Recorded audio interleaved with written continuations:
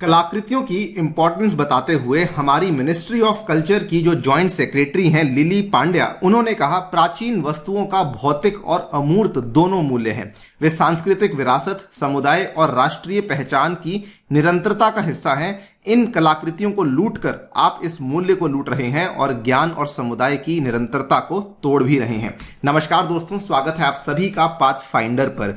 India जो कि अपने आर्टिफैक्ट्स को यूके से वापस लाने के लिए एक अभियान चला रहा है, वो अब ग्रीस की भी हेल्प करने वाला है यूके के द्वारा जो हड़पे गए आर्टिफैक्ट्स हैं उनको वापस लाने में। आप लोग यहां पे देख पाएंगे ये वाली जो खबर है, सबसे पहले ये ब्रिटिश मीडिया के द्वारा कवर करी गई थी और उसके बाद इंडियन न्यूज एजेंसी वियॉन के द्वारा भी इसको दोस्तों कवर किया गया है। India to help Greece reclaim the historical artefacts from UK. बात करेंगे पूरी कहानी बेसिकली क्या है, ग्रीस के कौन से आर्टिफैक्ट्स हैं जिनको वापस लाने में इंडिया हेल्प करने वाला है एंड इंडिया ऐसा कैसे करने वाला है वो भी आपको समझाया जाएगा। आइए शुरू करते हैं दोस्तों मेरे साथ। मेरा नाम है अनिरुद्ध। यदि आप लोग हमें फॉलो करना चाहते हैं तो यहां पर दिए गए टेलीग्राम चैनल्स के माध्यम से ऐसा कर सकते हैं। दोस्तों पाथफाइंडर आपके लिए लाया है एक बहुत ही अनोखी पहल। इंडिया का सबसे कॉम्प्रिहेंसिव और आपके लिए अफोर्डेबल बैच अवेलेबल करवाया जा रहा है, जिसमें कि मात्र 8,000 रुपए में आपको प्रीलिम्स और मेंस दोनों की तैयारी करवाई जाएगी। साथ ही में इसमें आपको इंटरव्यू गाइडेंस प्रोग्राम भी अवेलेबल करवाया जाएगा। इस बैच में आपको जो है 900 से भी अधिक घंटे की लाइव क्लासेस अवेलेबल करवाई जाएंगी। साथ में टेस्ट सीरीज भी अवेलेबल करवाई जाने वाली है। अगर आपको किसी प्रकार की डाउट्स हैं तो आप लोग डिस्क्रिप्शन में दिए गए फॉर्म को जाकर के फिल आउट कर सकते हैं। हमारी टीम आपको रीच आउट करेगी। ऑल्सो ये बैच आपको हिंदी में भी अवेलेबल करवाया गया है, उसकी भी कॉस्ट दोस्तों 8,000 रुपए ही रखी गई है। एनरोल करते समय आप लोग अनी यूपीएससी कोड का इस्तेमाल कर सकते हैं। ऑल राइट, तो आज से लगभग 2-3 दिन पहले की बात है, यह खबर सामने आई थी जो कि यूके के अखबार टेलीग्राफ के द्वारा पेश करी गई थी कि India is planning for repatriation campaign to get hold of Kohinoor and other colonial artefacts from UK's museum. इसमें और यही वाली खबर जो है उसके बाद इंडियन मीडिया के द्वारा भी कवर करी गई कि India plans repatriation of Kohinoor and colonial artefacts from UK. ये सेम खबर हमारे द्वारा भी कवर करी गई थी। नाउ यहां पर वैसे तो कहा जा रहा था कि हम लोग बहुत सारे आर्टिफैक्ट्स को लाने वाले हैं, लेकिन जो मेन फोकस था वो ऑब्वियस सी बात है वो कोहिनूर पे था।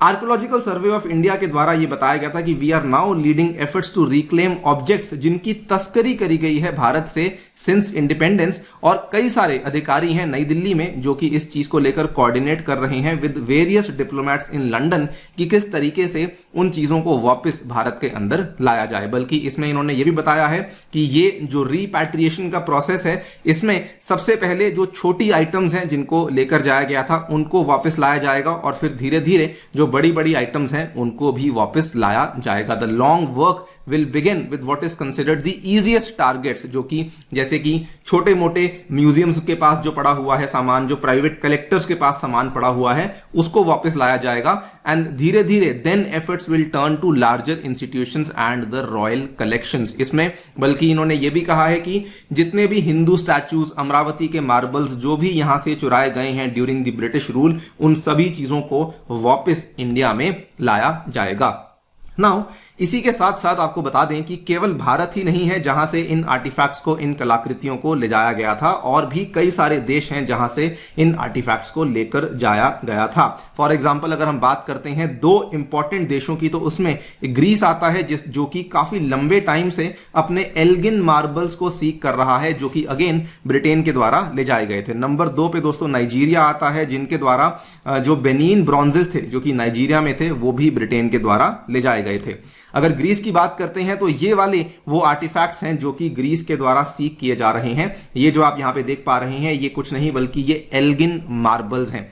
ये पुराने एंशिएंट ग्रीक स्कल्पचर्स की कलेक्शन मानी जाती है from the Parthenon and other sculptures from the Acropolis of Athens, जो कि बेसिकली ग्रीस से ले जाए गए थे to Britain by agents of Thomas Bruce, और आज के टाइम पे ये आपको ब्रिटिश म्यूजियम में देखने को मिल जाते हैं। सिमिलरली अगर हम नाइजीरिया वाले बेनिन ब्रॉन्जेस की बात करें तो ये आपके मेटालिक प्लेक्स हैं जो कि एक टाइम पे नाइजीरिया में जो कि किंगडम्स बने हुए थे वहां पर देखने को मिलते थे। Most of the plaques and other objects were taken by British forces during the Benin expedition of 1897 as imperial control was being consolidated in the southern Nigeria। तो ये उस समय की बात है जब ये सारा का सारा जो अगेन कलाकृतियां हैं जो कि यूके पहुंच चुकी थी।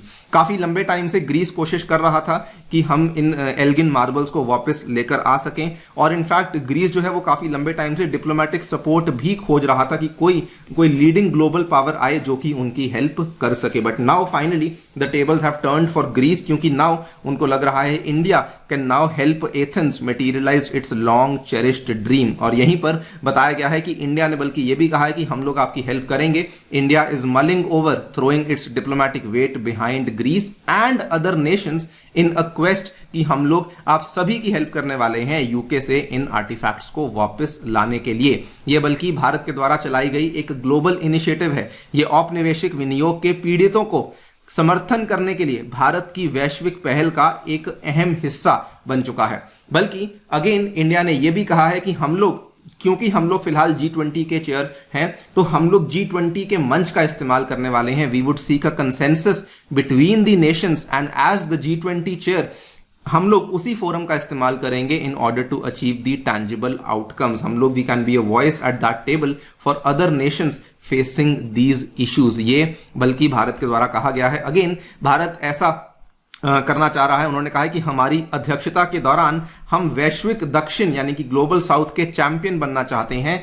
वे देश जो विरासत से संबंधित मुद्दों से बहुत अधिक रूप से प्रभावित हैं, जैसे कि तस्करी, हम उन देशों की हेल्प भी करना चाहते हैं। अगेन फिर से दोहराना चाहूंगा कि इसमें लिमिटेड नंबर ऑफ देश नहीं है, बहुत सारे देश हैं जहां से इन आर्टिफैक्ट्स को हड़पा गया था। इवन कंबोडिया की भी बात करें तो वो भी काफी लंबे टाइम से कोशिश कर रहा है कि किसी तरीके से जो हमारे आर्टिफैक्ट्स ले जाए गए थे उनको वापस लाया जा सके। सवाल यह आता है कि क्या यूके बेंड करेगा। देखिए दोस्तों, यूके फिलहाल उनकी जो इकोनॉमी है बहुत ही खस्ता हालत में है। वहां पे महंगाई बहुत ज्यादा बढ़ चुकी है। इंडिया के साथ उनकी ट्रेड को लेकर बातचीत चल रही है। देयर इज अ पॉसिबिलिटी कि शायद अगर उनको इंडिया के साथ अपने संबंधों को सही रखना है तो यस इट इज पॉसिबल कि यूके यहां पे बेंड कर सकता है। ऑल्सो यूएसए जो कि अगेन एक G20 का मेंबर है, वो हमेशा से ही इस चीज का सपोर्टर रहा है कि जो भी कल्चरल रेपरेशंस हैं उसको आपको करना चाहिए। अगर आपके पास कोई ऐसी आर्टिफैक्ट्स हैं आपको लौटाने चाहिए, क्योंकि वो हेरिटेज उसी देश को बिलोंग करती है, यूके को बिलोंग नहीं करती है। तो शायद यूके के ऊपर दूसरे देशों का दबाव भी बन सकता है। बाकी देखते हैं एग्जैक्टली क्या होता है। बिफोर आई एंड बताना चाहूंगा इंडिया के बारे में कुछ डेटा। जब से इंडिपेंडेंस हमें मिली है दोस्तों, 251 आर्टिफैक्ट्स ऐसे हैं जो कि भारत वापस लाए जा चुके हैं। 100 आर्टिफैक्ट्स ऐसे हैं which are in the process of being repatriated from UK and the US. और ये जो कानून जो कि इन चीजों को गवर्न करता है, ये basically the antiquities and art treasures act 1972 है, जो कि बोलता है it shall not be lawful for any person other than the central government or any authority or agency authorized by central government to export any antiquity or art treasure। तो ये पूरा का पूरा जो जिम्मेदारी है ये सेंट्रल गवर्नमेंट की आती है और कोई नहीं कर सकता है। इस पर आपकी क्या राय है हमें डेफिनेटली बताइए कमेंट सेक्शन में। जाने से पहले दोस्तों बताना चाहूंगा, अगर आप लोग पाथफाइंडर के द्वारा लाई गई केवल टेस्ट सीरीज को एनरोल करना चाहते हैं तो वो भी कर सकते हैं। मात्र प्रीलिम्स की टेस्ट सीरीज 3000 में अवेलेबल है और मात्र मेंस की टेस्ट सीरीज 2500 रुपए में अवेलेबल है। इसमें भी आपको ये प्राइस तभी मिलेंगे अगर आप मेरा special coupon code ANI UPSC इस्तेमाल करते हैं। Thank you so much for listening, stay tuned and stay safe.